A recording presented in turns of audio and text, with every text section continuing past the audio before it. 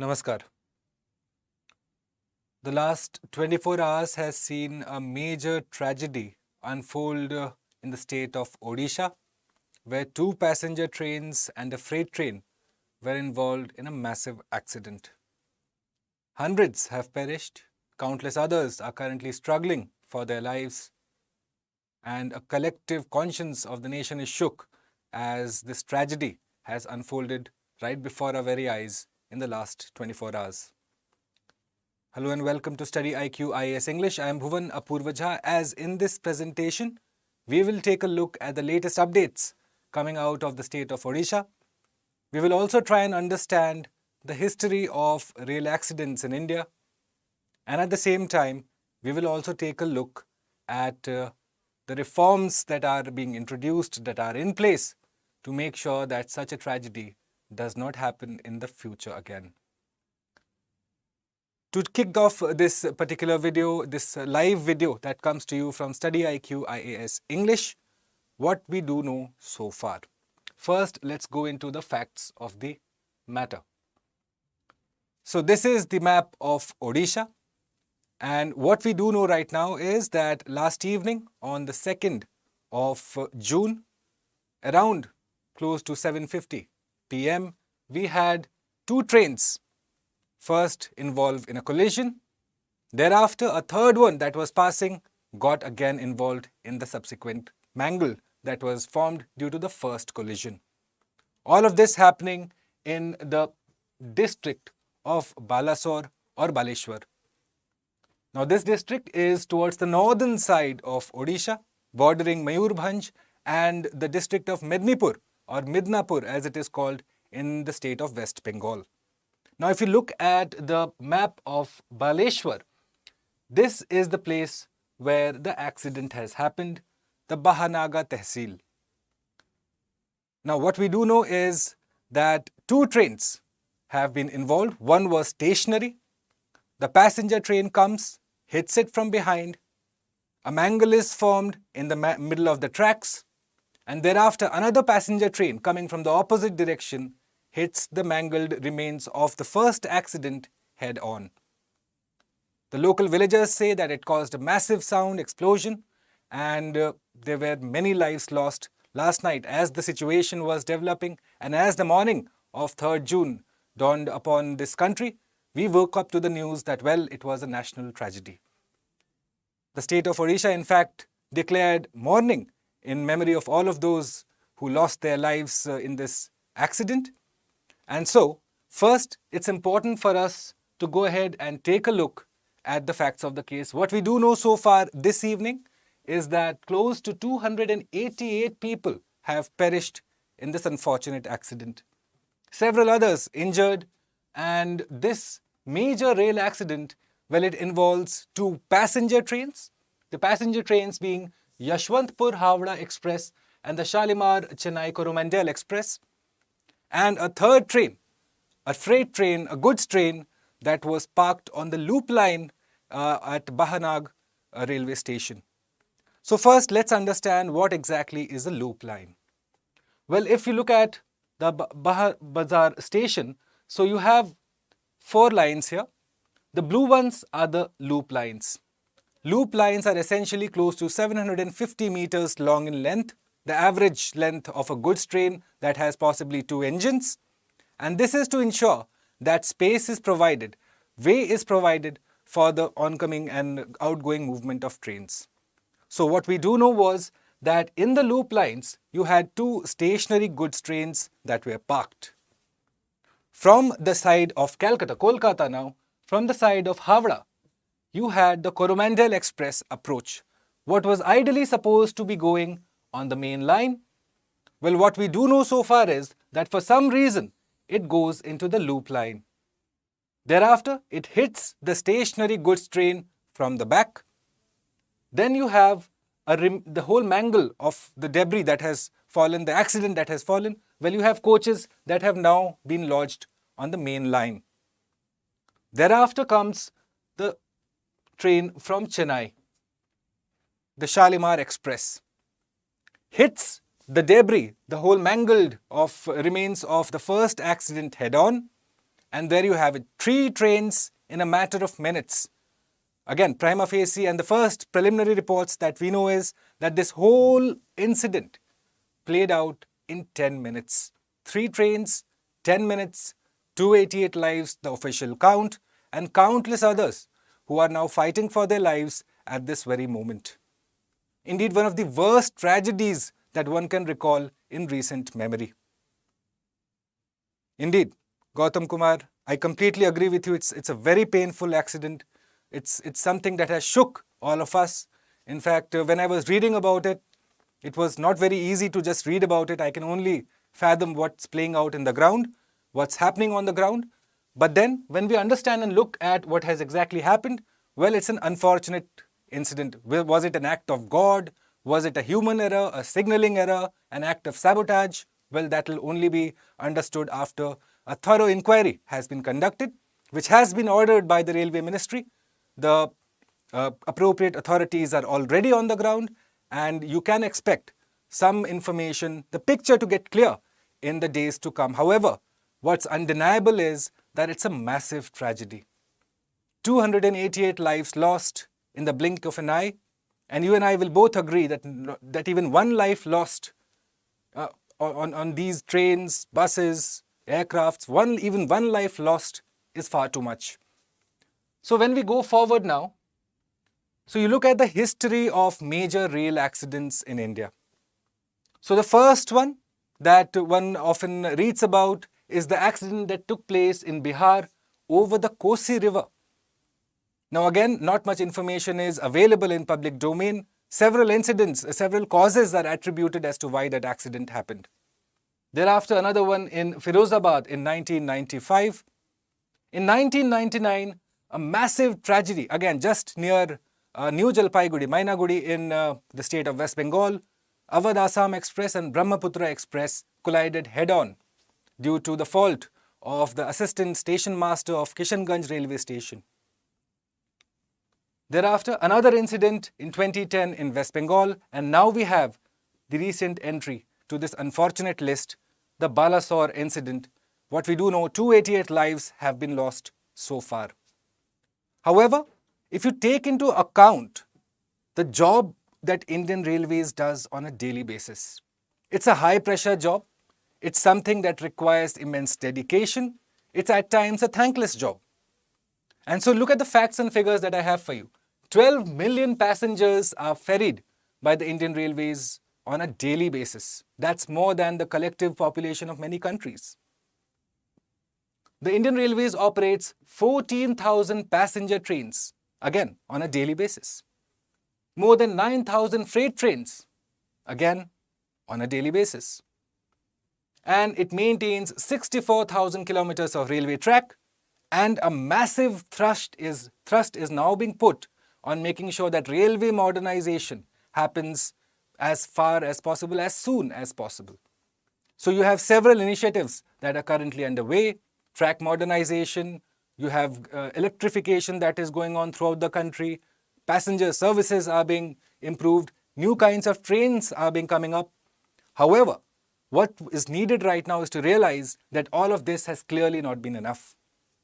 Clearly, there needs to be renewed thrust on safety and security of the passenger who is traveling in these trains. And so railway modernization must compulsorily look at the safety and security angle on an urgent basis. Right? So let's go forward now and have a look at the consequential train accidents. So what exactly are consequential train accidents? Again, from the exam point of view, it would be helpful for you to know this. So it's basically a threefold concept, which essentially says that accidents that result in human loss or injury, number one. Number two, damage to railway property. Or number three, interruption to railway traffic. So these three, either of these three, whenever they happen, it's known as a consequential train accident. Again, a terminology that's frequently used in the railway lingo. Again, any student, it will be best served if you know about what a consequential train accident means. And so if you look at the graph as to how consequential train accidents have played out in the recent past, well, you see a downward trend. from close to 470 in the year 2001. Well, it has come down to the minuscule level in 2020-21, right? And so you look at the recent safety record. So train accidents in 2017, 103. In 2018, 72. 19, 59. 2020, 54. 2021, 22. And 2022, again, just slightly increasing to 35. Obviously, whatever efforts are being taken by the Indian Railways is showing results. The recent events of last night notwithstanding, right? So let's look at what has been the reforms like. What do the stats say about the efforts of Indian Railways? So train accidents per million train kilometers. Now this has also shown a downward trend. From the year 2005 to 2021, again, a downward trend has been observed. Lesser train accidents are happening per million train kilometers. At the same time, you see that casualties per million passengers are also showing a declining trend, which means the efforts of railways is bearing fruit in some direction at least. When you go forward again, you have a look at the reasons as to why train accidents happen. Where could be the faults? Let's identify the faults, the weaknesses, as to what are the problems that Indian Railways faces. Well, first is old tracks. Now that has been taken care of. You have old tracks with fish-plated joints, which are now being replaced by long welded rails. Sleepers are being upgraded from wooden to steel. Rail grinding machines. Again, a major part of railway modernization, something that you and I as passengers not really see a lot or care about much. But well, Indian Railways has gone ahead with rail grinding machines commonly used worldwide to extend the lifespan of rails. Now, this is the infrastructure part, the track part. Thereafter, the second weakness, the second point that we should be aware of is the signaling. The signaling has to be of prime importance, especially say when you consider that train drivers have to encounter different sorts of weather. It could be foggy, it could be rainy, whatever could be happening. If his vision or if her vision of the signal is impeded, well, that's bad news straight away. So, in signaling also, you are seeing a major thrust.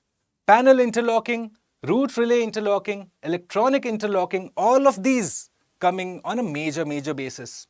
You have a centralized traffic control system to make sure that a central authority is keeping watch over the track allocation as to how trains are lining up. That has also been done. However, what is required is that all of this be extended throughout the country and not just in certain sectors. That has to be done on an urgent basis. When you go forward now and have a look at the automatic train protection system. Now this is going to be linked with satellites and is being implemented on a train-by-train basis, which means that the luxury trains, the trains like Rajdhani, Shatabdi, all of these trains are the first ones to get this facility. Now, what does this system ensure?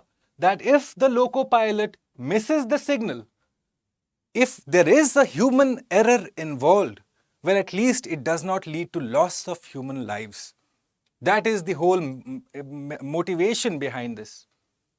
You are also looking at addressing the issue of overspeeding. So if you have automatic train protection system, well, these two can be taken care of. Well, essentially what I am talking about is Kavach. You must have heard in the news. Why wasn't Kavach deployed? What happened? Why didn't Kavach function? And rightly so, questions should be asked. 288 people have lost their lives, and this is the official count.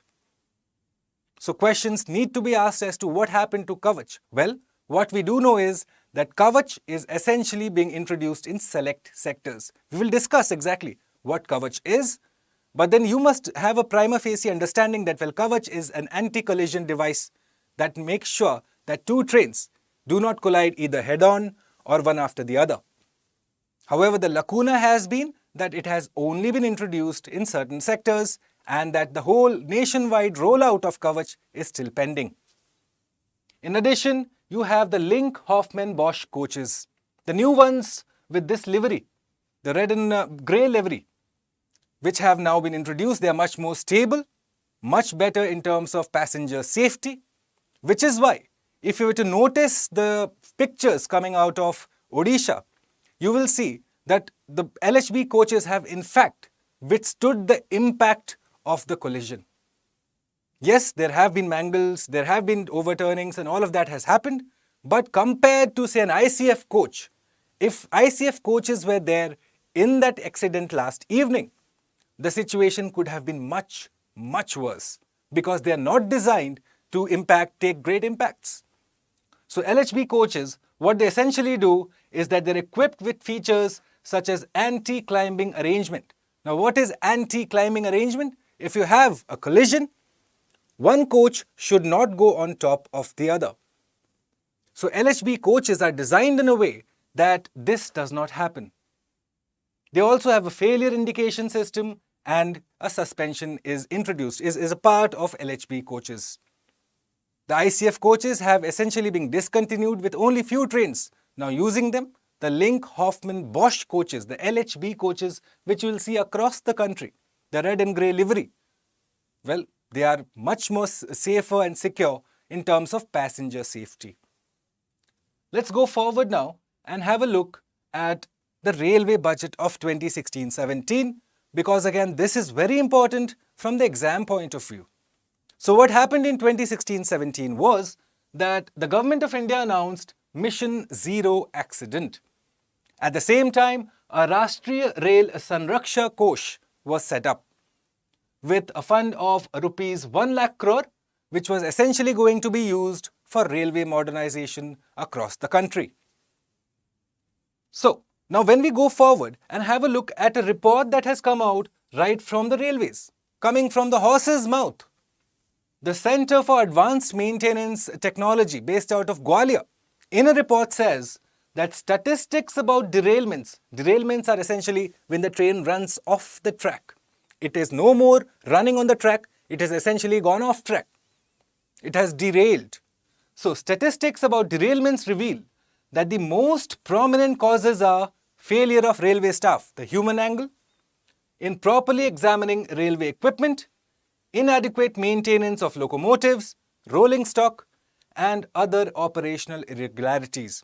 Essentially the human angle, then you have the maintenance angle, and thereafter the miscellaneous factors. At the same time, one needs to also factor in the fact that railways has massive staff shortages, especially in the non-gazetted posts. Well, in the officer posts, they do have individuals, UPSC does recruit. Now you have the IRMS, the Indian Railway Management Service, that has been introduced. However, you do not have the amount of staff that you need at the ground level. Essentially, one can best compare this as an army that has only generals but no soldiers. How is that going to work out? Okay, so now let's go forward and have a look about Kavach. Kavach has made the news recently. In the last 24 hours, many people have asked that question, and rightly so, as to why Kavach was not employed. And if it was employed, why didn't it function? So what is the function of Kavach first? Well, it prevents signal passing at danger, which essentially means that the railway driver or the loco pilot, when the signal is red, he has crossed the signal. He has not followed the signal. That is called signal passing at danger. So if you have Kavach installed in the train, as soon as the loco pilot brakes the traffic lights, well, the brakes are applied. Automatically, of course. Then it also provides for continuous update of movement. Again, real-time information is provided by Kavach, which could have saved the lives, at least in terms of after the first collision happened. Well, the Shalimar Express could have averted if the Kavach would have known that, well, there is a problem. There is some hindrance in the way forward, in the distance ahead. It also provides for automatic braking, like I told you. Not just when the loco pilot breaks the signal, but also when he overspeeds. Auto whistling when you are coming at a level crossing gate. All of this would be included in the Kavach software.